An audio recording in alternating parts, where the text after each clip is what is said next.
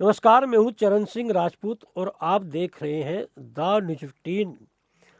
उत्तर प्रदेश विधानसभा चुनाव की तैयारियां शुरू हो चुकी हैं। सभी दलों ने अपने अपने हिसाब से मोहरे सेट करनी शुरू कर दी है। भारतीय जनता पार्टी में जहां आपसी खींचतान देखी जा रही है, वहीं समाजवादी पार्टी जो है वो पीडीए के दम पर सरकार बनाने में लग गई है। इधर जो है बहुजन समाज पार्टी की मुखिया मायावती, जो काफ़ी समय से हाशिए पर चल रही हैं, उन्होंने इस बार जो है सवर्णों पर दांव खेल दिया है। मायावती ने अभी हाल में ब्राह्मण भाईचारा सम्मेलन किया और यूजीसी एक्ट पर सवर्णों के पक्ष में मायावती खुलकर सामने आ गई हैं। मायावती ने कहा है कि यह जो एक्ट है ये ओबीसी के पक्ष में एक्ट है। जहां दलितों को सड़कों पर उतरना चाहिए था, वहां सवर्ण सड़कों पर उतरे हैं। दलितों को सवर्णों का एहसान मानना चाहिए।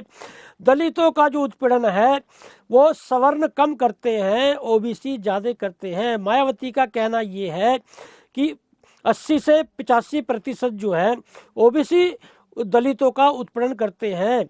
सवर्ण तो 10 से 12-15% जो है वो उत्पीड़न करते हैं। पूरी तरह से यूजीसी एक्ट के खिलाफ जो है मायावती आ गई हैं।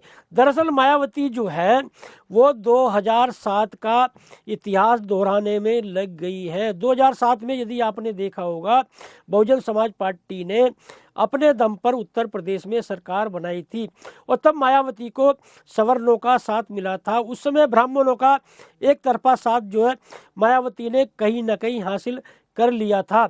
सतीश मिश्रा जो है उस समय दूसरे सीएम माने जाते थे, बहुत तवज्जो दे रखी थी सतीश मिश्रा को। रणवीर उपाध्याय जो है मायावती की कैबिनेट में थे और ठाकुर जयवीर सिंह जो आज योगी आदित्यनाथ के लिए लॉबिंग कर रहे हैं, वो उस समय मायावती के बहुत करीबी माने जाते थे। दरअसल उत्तर प्रदेश में जो है मायावती की समझ में आ चुका है कि यूजीसी एक्ट जो है फिलहाल अभी सुप्रीम कोर्ट ने जो है रोक लगाई है, अभी खत्म नहीं हुआ है। यानी कि यूजीसी एक्ट को लेकर जो है सवर्णों का आंदोलन फिर से भड़क सकता है। दरअसल यूजीसी एक्ट के मामले में मायावती यह बखूबी समझ चुकी है कि सवर्णों के दिमाग में यह भली भांति बैठ चुका है कि भारतीय जनता पार्टी कहीं ना कहीं उनकी भावनाओं से खिलवाड़ करने में लग गई थी।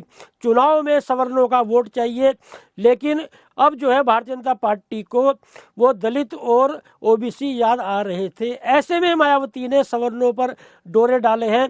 मायावती की रणनीति ये है कि यूजीसी एक्ट को लेकर जो नाराजगी जो है इस समय देखी जा रही है सवर्णों में, उसे भुना लिया जाए। जहाँ तक योगी आदित्यनाथ की बात है तो ये माना जा रहा है कि भाई सवर्ण जो है वो केंद्र सरकार से नाराज है, लेकिन उत्तर प्रदेश में योगी आदित्यनाथ से नाराज नहीं है।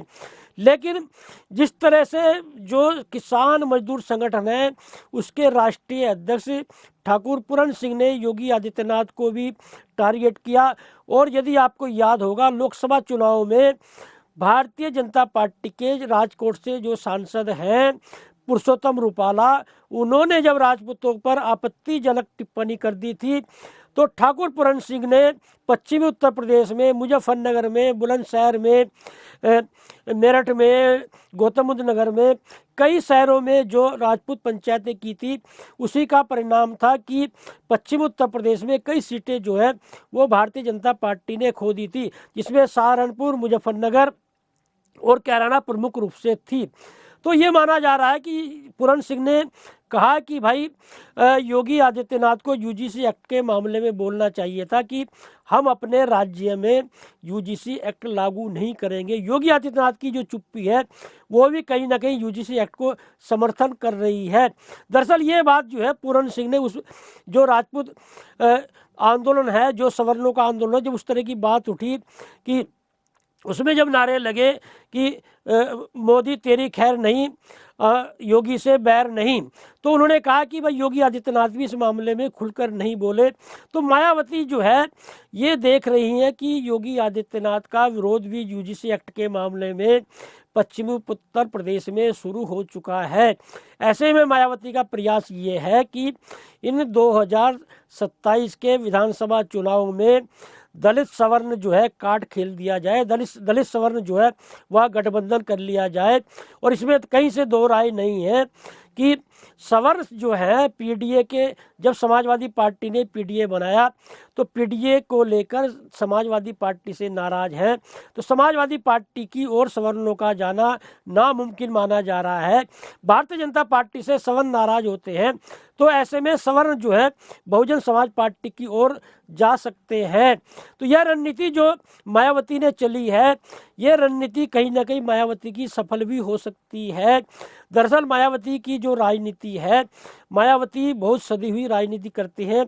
और यदि आपको याद होगा कि मायावती उत्तर प्रदेश में बोल्ड लीडर मानी जाती रही हैं, मायावती के निर्णयों की सराहना होती रही है। और मायावती जो है पूंजीवाद के खिलाफ जो राजनीति करती है। मायावती जी उत्तर प्रदेश में कभी भी किसी पूंजीपति के दबाव में नहीं आती है। मायावती कितनी बोल्ड शासक है उसका अंदाजा इस बात से लगाया जा सकता है कि पश्चिम उत्तर प्रदेश के बाहुबली नेता डीपी यादव ने जब अपने बेटे को टिकट देने का ऐलान एक सभा में कर दिया था, 2 मिनट नहीं लगी थी मायावती को डीपी यादव को पार्टी से बाहर निकालने में। मायावती ने अपने ही सांसद उमाकांत यादव को जो है गिरफ्तार करा दिया था। मायावती ने राजा भैया जो पूर्वांचल के कद्दावर नेता माने जाते हैं, पोटा लगा दिया था। तो मायावती के मामले में यह माना जाता है कि कानून व्यवस्था जो है मायावती के शासन में दुरुस्त रहती है। और इस बार जो है जब भारतीय जनता पार्टी में खींचतान देखी जा रही है, केंद्र और उत्तर प्रदेश में कहीं ना कहीं मनमुटाव देखा जा रहा है, तो ये माना जा रहा है कि इस बार जो है सरकार बदल सकती है। ये सरकार बदलने का मतलब ये है कि समाजवादी पार्टी की सरकार भी बन सकती है, मायावती की भी बन सकती है। यदि भारतीय जनता पार्टी जो है तीसरी बार सरकार नहीं बनाती है, तो ऐसे में मायावती ने अपनी चाल चल दी है, सवर्णों पे डोरे डाल दिए हैं और नरम रुख जो है सवर्णों के प्रति मायावती अपना रही हैं। और जिस तरह से उन्होंने अपने भतीजे आकाश आनंद को उत्तराधिकारी बनाया, और आकाश आनंद जो सदी हुई भाषा का इस्तेमाल करते हुए सरकार को घेरते हैं, और यदि इन परिस्थितियों में मायावती ने आकाश आनंद को खुलकर बोलने का मौका दे दिया, तो आकाश आनंद जो है वो इन 2027 के विधानसभा चुनाव में गुल खिला सकते हैं।